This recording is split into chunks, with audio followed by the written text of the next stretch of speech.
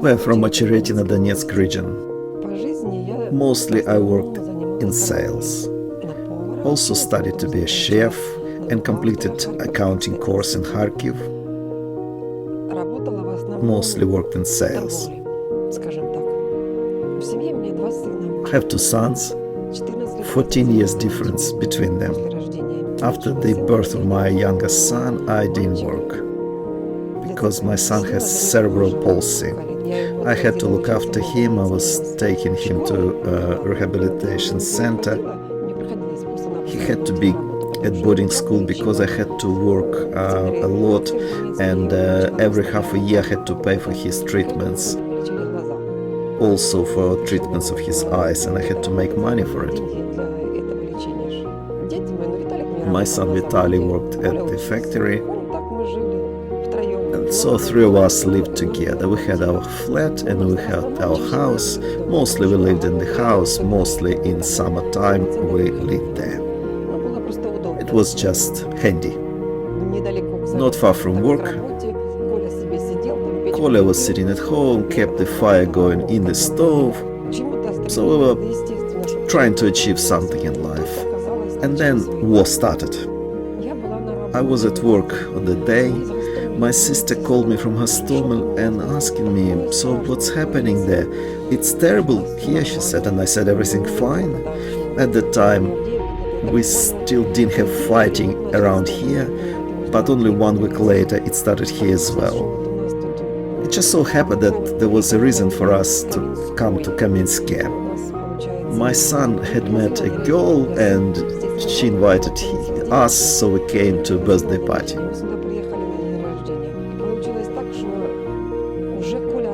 So my youngest son never got out of his. We've stayed here in Kaminsky. It was very difficult to travel. The trains were cancelled.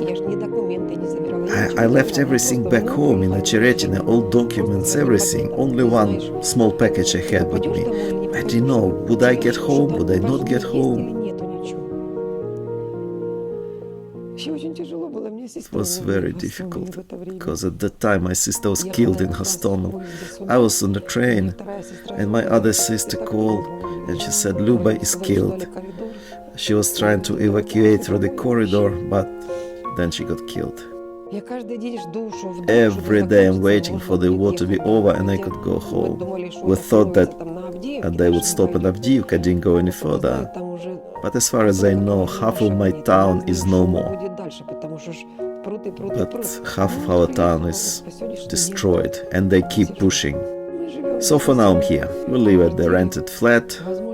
I don't have opportunity to work here because I have to be with my son. I'm worried, what if he tries to switch on this gas? I was more at peace at home, and in here he has matches. I hope he won't be able to do anything because of the limitations in his movements. Kolya and I will go to the church on Wednesdays, and Tatiana offered us to participate in the project. So we said okay. At first Kolya didn't like it that much, but then he got into it and started liking.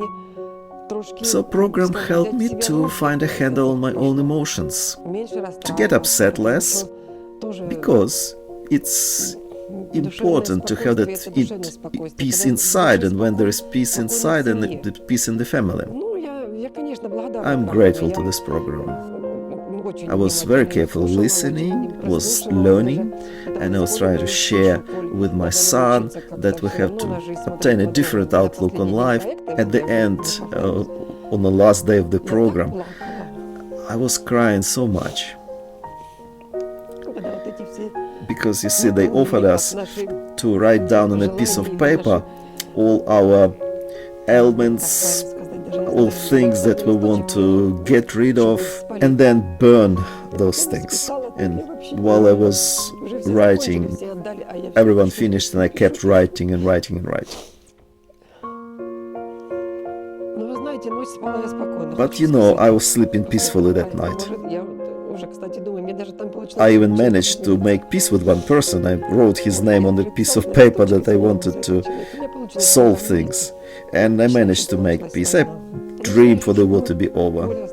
I dream for my son to become independent, able, because I am not here forever. And you worry for your children. I want peace and quiet. I want people to smile to each other. And the rest of it we'll manage. Once again, thank you to this project. I'm grateful to Tatiana. She did so well, calmly, consistently. I wish her well. Big thanks to everyone. I'm grateful to those who are able to serve others and help others.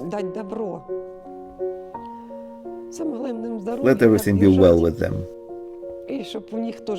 I wish them peaceful sky.